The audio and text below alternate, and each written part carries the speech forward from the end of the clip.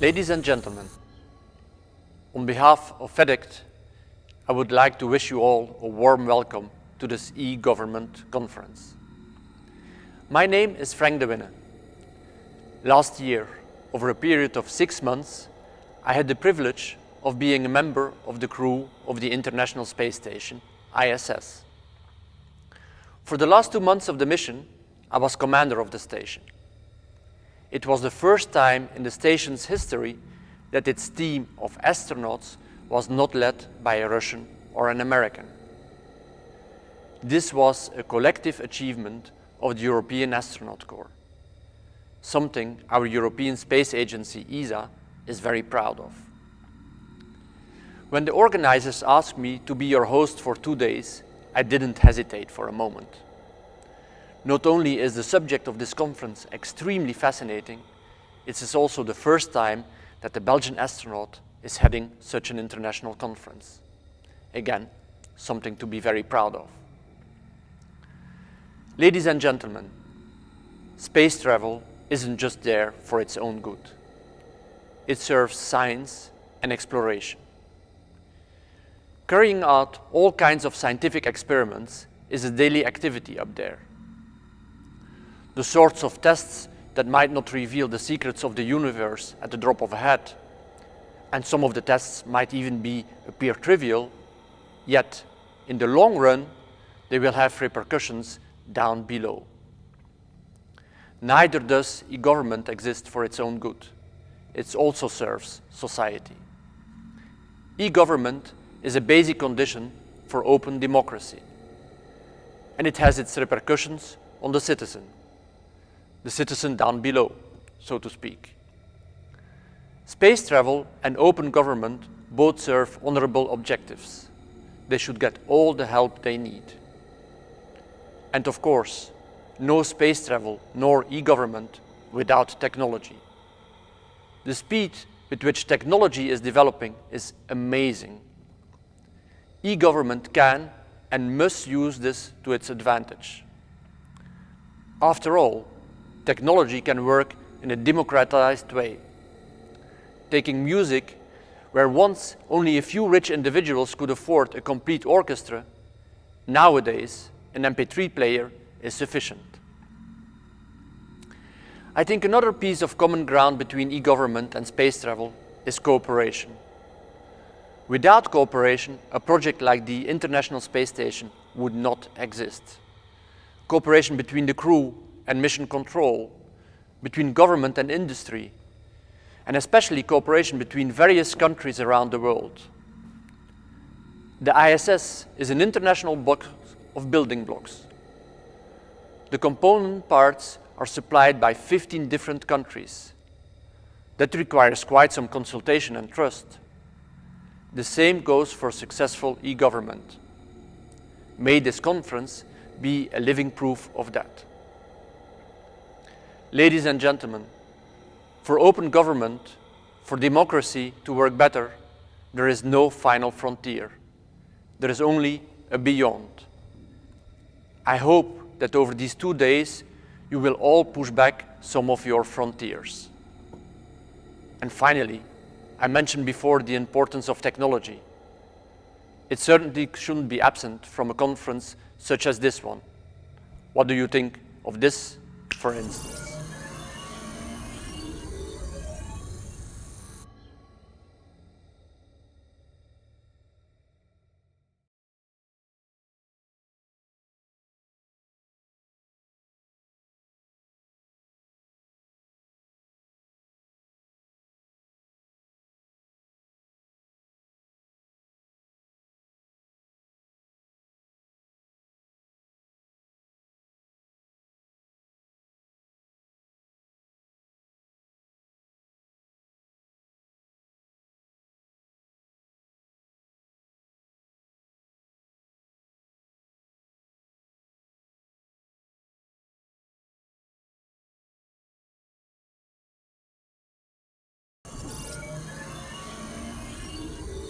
Ladies and gentlemen, during the 6 months of our stay in space, we could count on our own government, the Mission Control Center.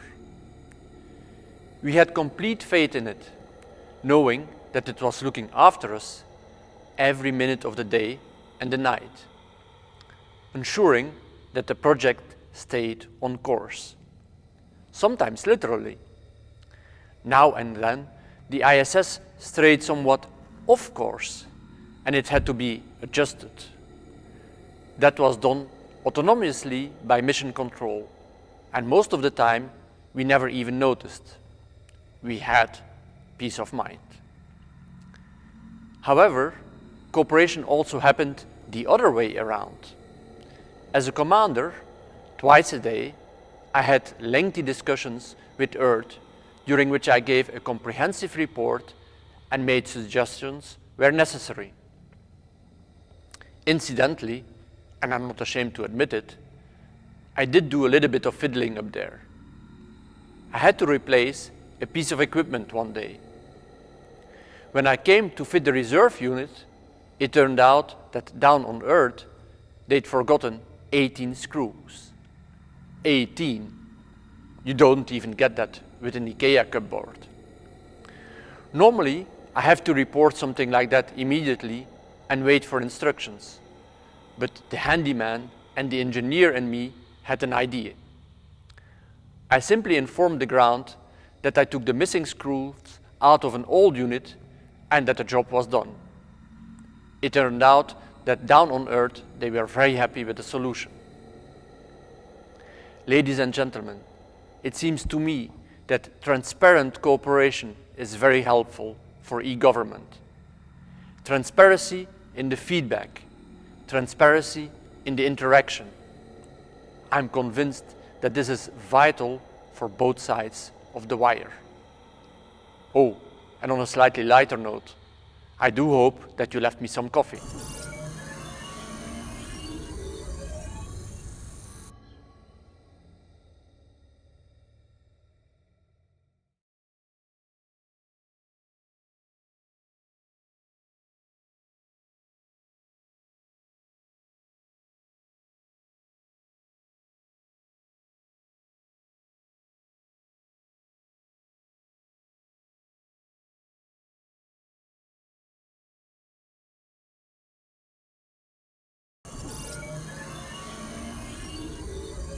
Ladies and gentlemen, the International Space Station is the most expensive object ever made by man.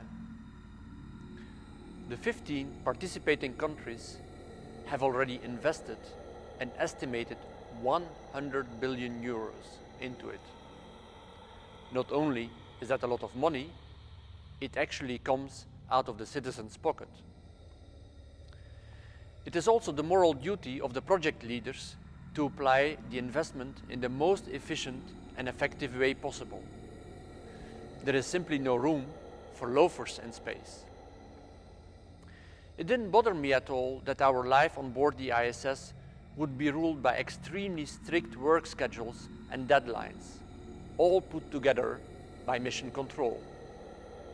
Let me give you one example of effective planning. Sports. Besides one's normal duties, to combat muscle slacking brought on by weightlessness, an astronaut has to train 2 hours a day. Not only that, you have to introduce variation into your exercises. Running, cycling, weightlifting. I can see you thinking, lifting weights? Okay, but what about weightlessness, Frank? Well, we counter that with a piece of equipment called the ARAD. It works on a vacuum pump and you adjust the resistance via a piston.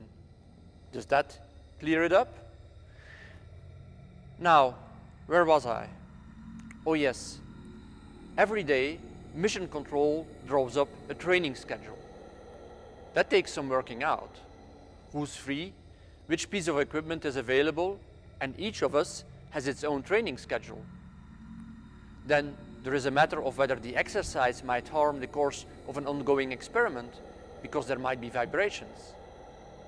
And yet, the daily planning worked flawlessly throughout the 188 days in space.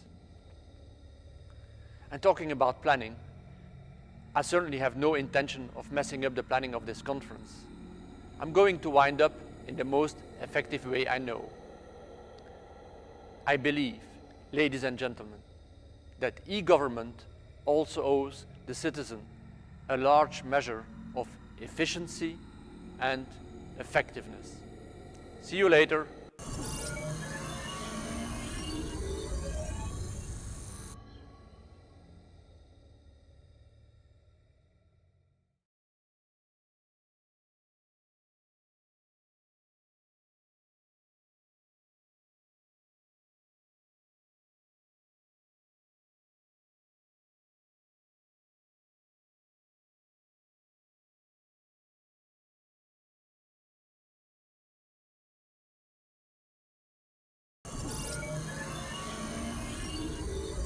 Ladies and gentlemen, the ISS is a gigantic kit for which the component elements are supplied by various countries.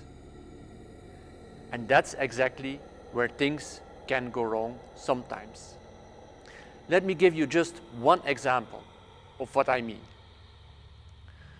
During the third month of our space missions, we were just suddenly confronted by two major problems.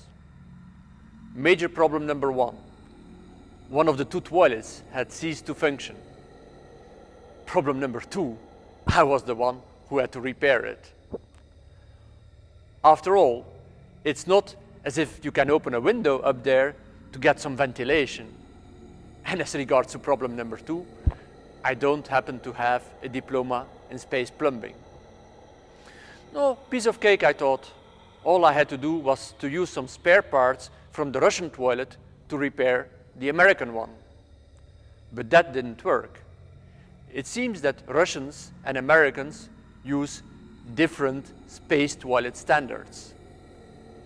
Eventually, we managed to repair the toilet to everyone's obvious relief. While a healthy portion of creativity and some ad hoc problem solving came in handy, I have to admit that, besides the help of my ISS colleagues, I couldn't have done it without the assistance of my Russian commander and the American fitter at the other end of the line, and the inbred faith we had in each other's judgments. Working as a team, we managed to overcome that interoperability problem. Together, we managed to gear the different standards to one another. What counts for a space toilet counts all the more so for open government. It's important that all the systems are geared to one another in such a way that everyone can make the most use out of them. And when that happens, there will certainly be a universal sigh of relief. See you later.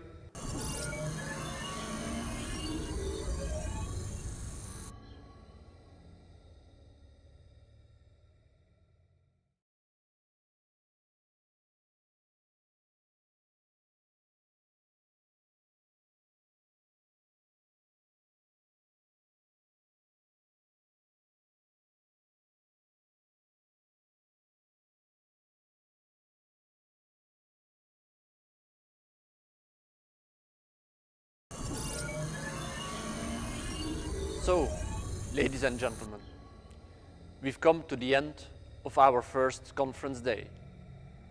I hope, what am I saying? I'm sure that you've learned something from it. As you are aware, it's now time to socialize. I'd say enjoy it in complete transparency, cooperation, and trust, but keep it effective. For the rest, do your best this evening not to do what I did up there 188 times, namely sleeping, standing up, lashed to a wall. Because you have to be fit and ready for another day's conference tomorrow. Neither would I recommend you, as I did up there, going to bed at 9:30. Tonight's event will be an exciting moment. However, if you, as I did up there, see the sunrise 16 times in one day, then frankly, I doubt whether you will be fit and ready tomorrow morning. Enjoy your evening and see you tomorrow. Bye.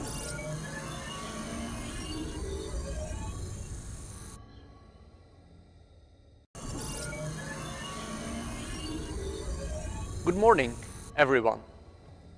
Welcome to our second conference day. One question that I'm often asked is, what did you miss most in space? Before the launch, I thought it would be fresh air. And that's true, I did miss it. But after a while, the thought of my wife and my children really started gnawing away at me. Luckily, I was able to speak to them regularly by phone. And I could also report back on my adventures on board of the International Space Station.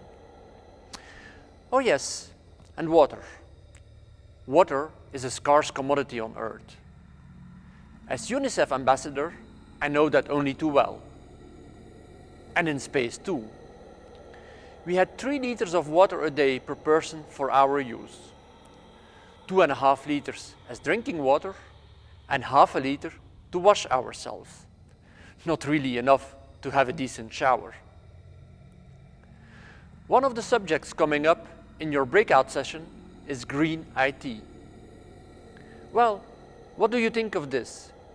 We recycled in a highly technological way our own urine into drinkable water. Beat that. As regards the breakout session about e-participation and e-democracy, during my flight, my American colleagues in the ISS were able to vote in the elections via a secure line. I, on the contrary, had to make do with a proxy vote, and I deplored not being able to vote for myself. E-democracy. Steps have already been taken, but there is still a lot to do. And for the third breakout session about cloud computing, that's also important in space. I check my emails on a daily basis. Enjoy the second day of this e-government Congress.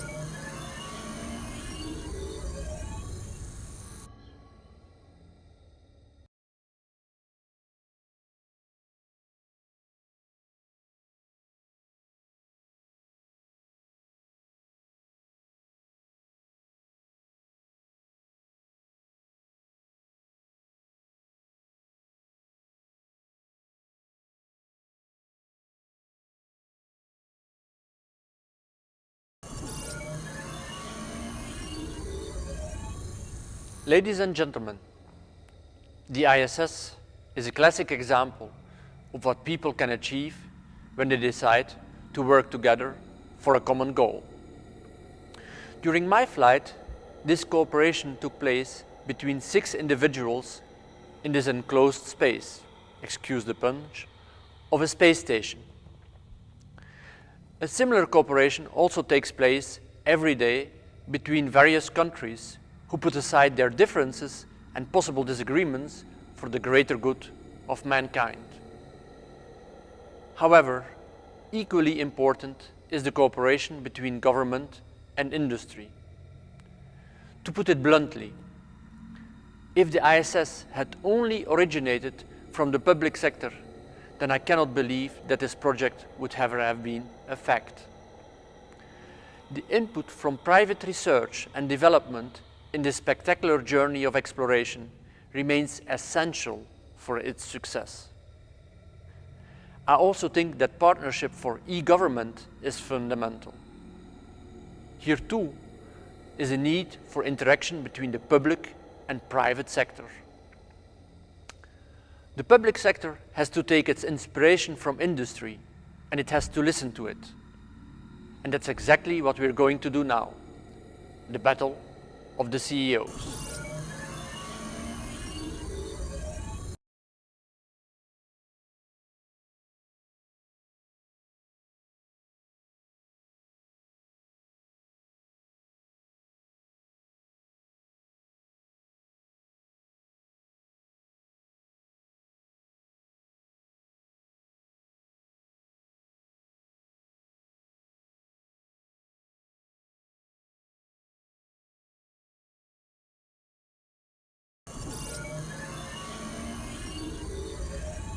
Ladies and gentlemen, the conference has nearly reached its end. As regards the conclusions and the results of this today's session, I'll give the floor to the speakers who are still to come. However, there are a few things that struck me during the last 2 days.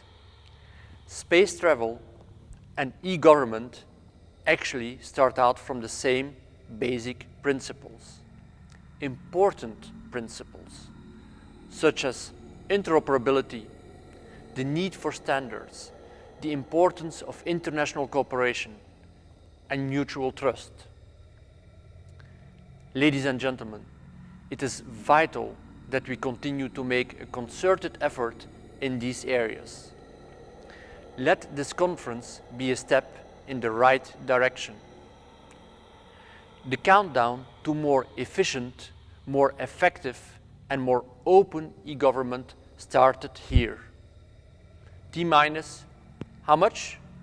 That depends on you, on your efforts in various areas, on your enthusiasm for the project as a whole. I wish you all a perfect liftoff.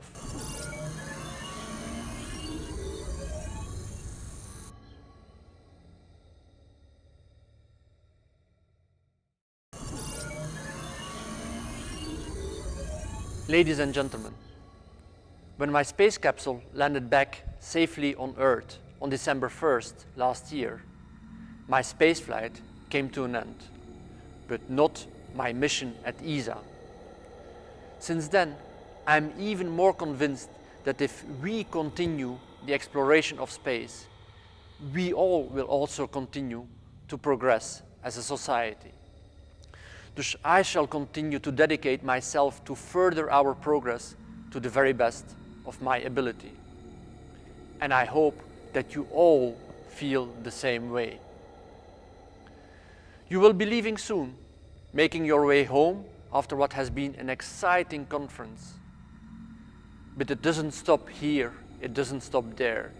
In fact, your mission is only just beginning. Now is the time to put into practice all that has been discussed over the last 2 days. Only then we will be lifting off on a course to open government. Ladies and gentlemen, I sincerely hope that over these 2 fascinating days, the seed has been sown for an inspiring e-government. Thank you, and who knows, until next time. Bye.